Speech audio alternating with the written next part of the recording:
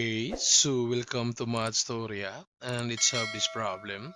So a random sample of 85 students who passed a general mathematics course, then the average score was 72.4, then assuming that the population standard deviation is 9.1 with a significant level of 0.05.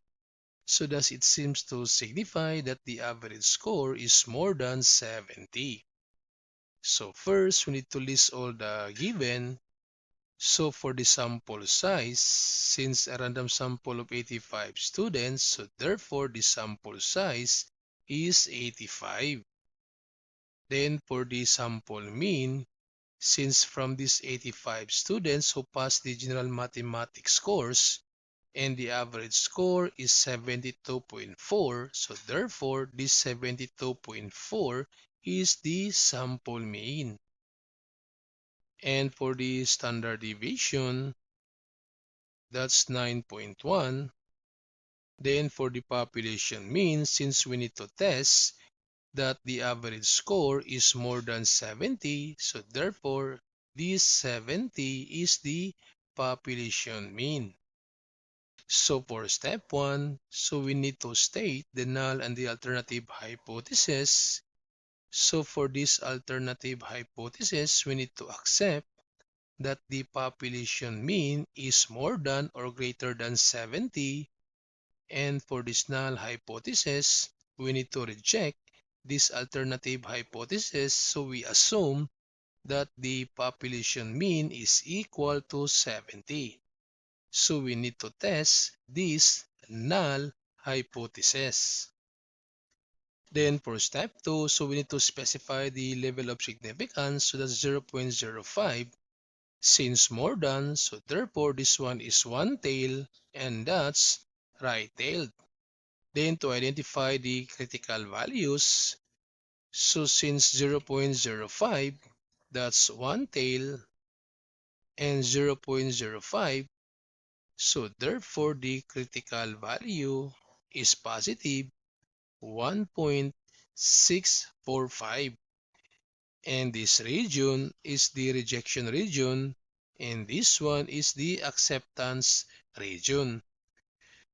Then for step 4, the computation. So using this formula to solve for the z-value, so substitute now all the values. So we have this, the sample mean, that's 72.4, minus the population mean, that's 70, then over the standard deviation, that's 9.1, over the square root of the sample size, that's 85.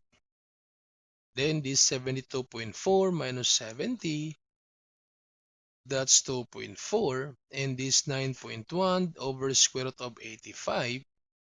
So we have 9.1 divided by square root of 85 equals, so that's 0.9870.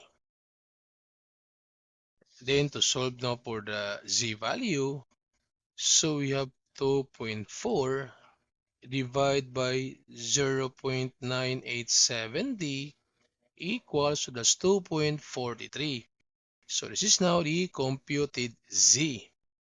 Then from the normal curve, since this positive 2.43 belongs to this rejection region, so this one is positive 2.43, so under the rejection region, so therefore we need to reject the null hypothesis.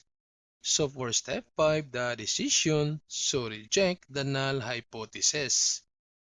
Since we reject the null hypothesis, so therefore we accept this alternative hypothesis that the population mean is greater or more than 70. So therefore, or we conclude that the average score is more than 70.